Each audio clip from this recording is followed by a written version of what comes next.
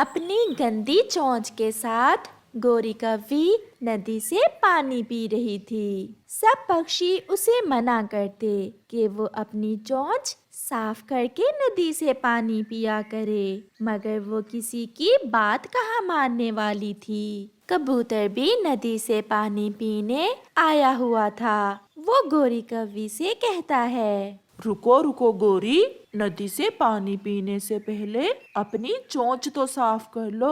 देखो कैसी गंदी दिख रही है तुम्हारी चोंच। तुम्हारे बाप की नदी है, मैं तो ऐसे ही पीऊंगी पानी। अगर रोक सकते हो तो रोक लो। शक्ल देखी है अपनी, बड़ा आया मुझे भाषण देने वाला। जैसा तेरा काला रंग वैसी ही काली सोच, तुमसे बात करना ही फजूल है। ऐसा कहते हुए कबूतर वहाँ से चला जाता है। शाम को गोरी कौवी अपने पति कालू कौवे से कहती है, वो मोटा गंदी आंखों वाला कबूतर तो हर समय मेरे पीछे ही पड़ा रहता है। क्यों गोरी, अब क्या हुआ है? नदी पर मुझे कह रहा था कि अपनी चोंच साफ करके नदी से पानी पीऊं।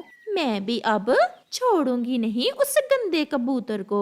अगर किसी तरह उस कबूतर की चोंच तोड़ो तो फिर मानो मैं तुम्हें। उसकी बड़ी चोंच तो मैं तोड़ कर ही रहूंगी। फिर कुछ दिनों के बाद गोरी कौवी कालू से कहती है, कालू, मैंने सोचा है कि मैं भोजन में कंकरियां डालकर कबूतर को दूंगी और कंकरियों वाला भोजन खाने से कबूतर की चोंच टूट जाएगी। ऐसा कहते हुए गोरी कौवी चनों के दानों में कुछ कंकरियां मिलाती है और वहां से चली जाती है। कबूतर, मेरे पास चनों के कुछ दाने बड़े थे, खराब हो रहे थे। सोचा मैं अपने कबूतर भैया को दे आती हूँ। आज बड़ा प्यार आ रहा है अपने कबूतर भाई पर। अब मैं तुमसे लड़ाई नहीं करूंगी, एक ही तो कबूतर भाई है मेरा पूरे जंगल में। ये लो, ये थैली तुम अपने घर ले जाओ।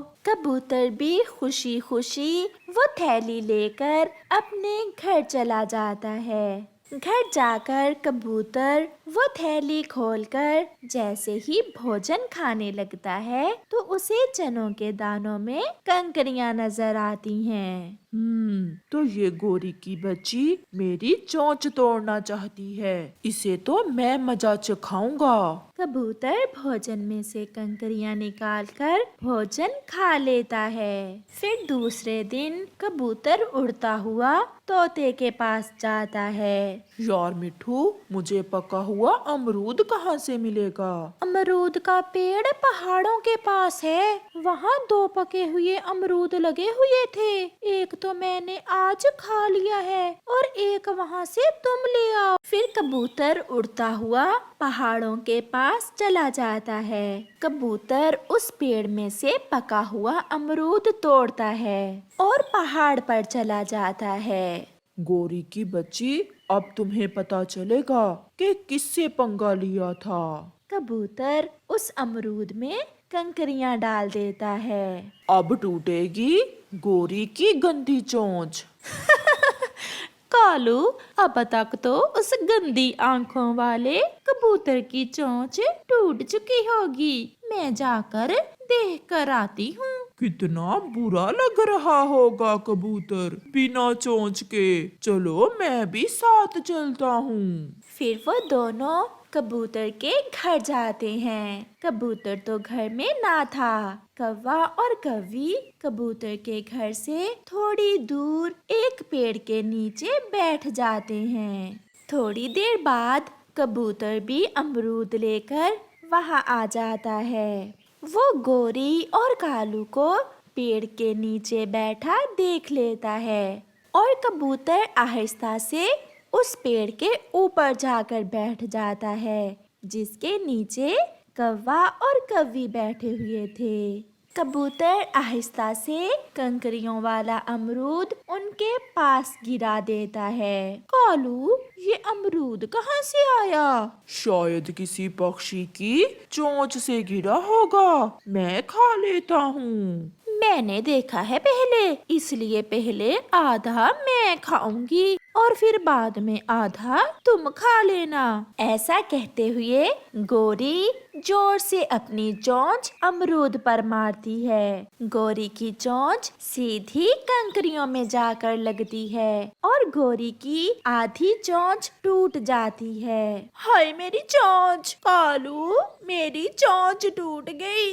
बच गया, मैं बच गया। अगर पहले मैं खाता तो मेरी चोंच टूट जाती।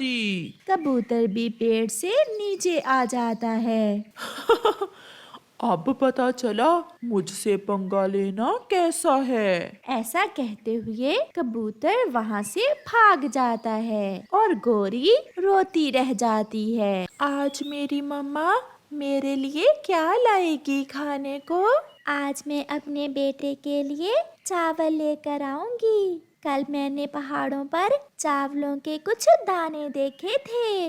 मैं अपनी मम्मा का इंतजार करूंगा। फिर मम्मा चिड़िया अपने घर से निकलती है। मम्मा चिड़िया तेज उड़ती हुई सीधी पहाड़ों पर जाती है। वहाँ से मम्मा चिड़िया कुछ दाने चावल के ढूंढ लेती है। आज तो बहुत जल्दी ही मुझे भोजन मिल गया। कुकू बहुत खुश होगा चावल खाकर। फिर मम्मा चिड़िया चावल लेकर वहाँ से उड़ती है।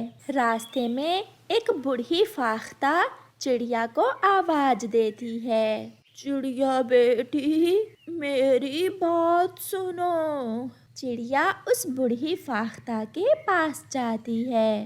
बताइए माँ जी, क्या बात है? बेटी, मैं कल से भूखी हूँ। क्या आप मुझे कुछ खाने को लाकर दे सकती हैं?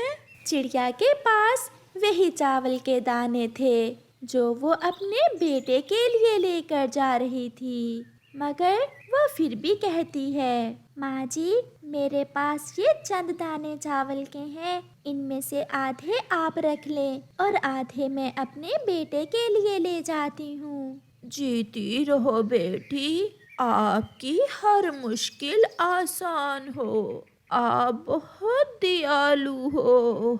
फिर चिड़िया बूढ़ी माँ जी को उन चावलों में से आधे चावल देकर वहाँ से चली जाती है। चिड़िया नदी के ऊपर से गुजर रही थी कि बेख्याली में चिड़िया की चोंच से वो चावल गिर जाते हैं, जो सीधे नदी में गिरकर पानी में डूब जाते हैं।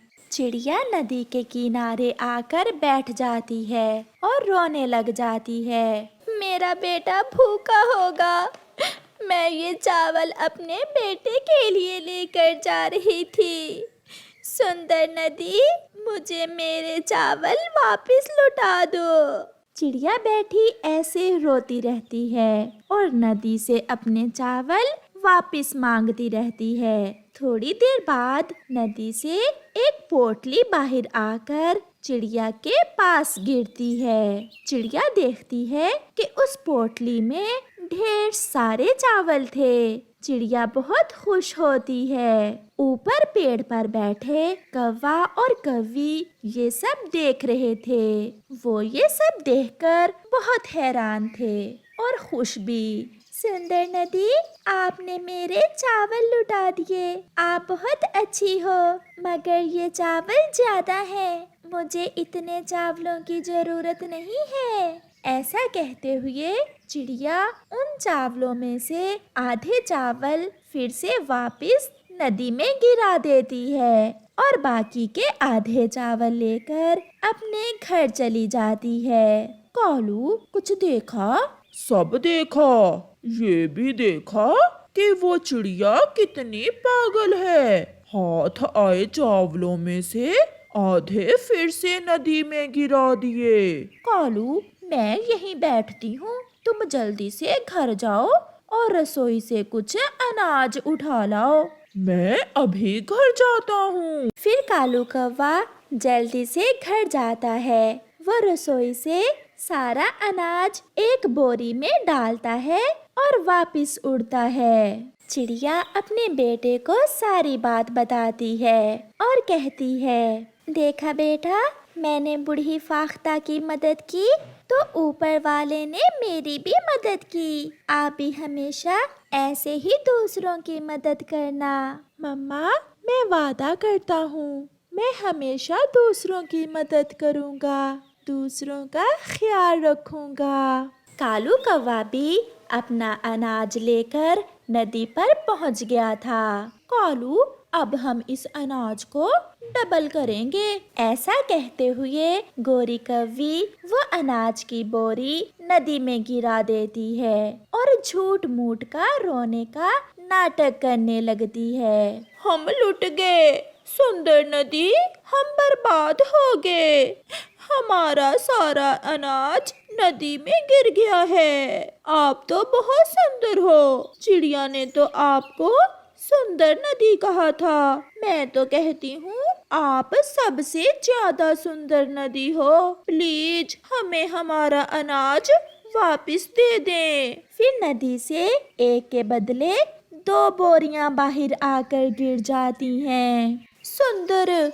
बहुत सुंदर हो तुम नदी जी। चल भी कालू, उठा 2 बोरियां अनाज की और घर चलें, एक के बदले में 2-2 बोरियां। ऐसा कहते हुए गोरी और कालू हंसने लग जाते हैं। फिर जाते जाते गोरी पलटकर नदी से कहती है, नदी जी, आप सुंदर तो हो मगर मुझसे ज्यादा नहीं। पहले तो मैं आपसे मजाक कर रही थी। फिर वो दोनों एक एक बोरी उठाकर अपने घर चले जाते हैं। घर जाकर कालू कौवा जैसे ही बोरी को खोलता है तो उसमें सूखे पत्ते देखकर कालू जल्दी से गोरी से कहता है, गोरी, हम लुट गए, हम सच में लुट गए, सब खत्म हो गया।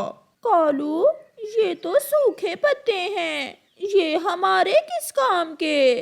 हमारा अपना अनाज भी नदी में डूब गया, अब हम क्या खाएंगे? गोरी, मानो ना मानो, हमें हमारे लालच की सजा मिली है। कालू जी, बहुत समस्या है, मैं तो लालच करती ही हूँ, तुम मुझसे भी बड़े लालची हो, कभी तो मुझे बुरा काम करने से रोक लिया करो। फिर वो दोनों पति पत्नी बैठे रोते रहते हैं और उन्हें उनके लालच की सजा मिल जाती है। प्यारे दोस्तों, इस वीडियो को लाइक करना बिल्कुल मत भूलना।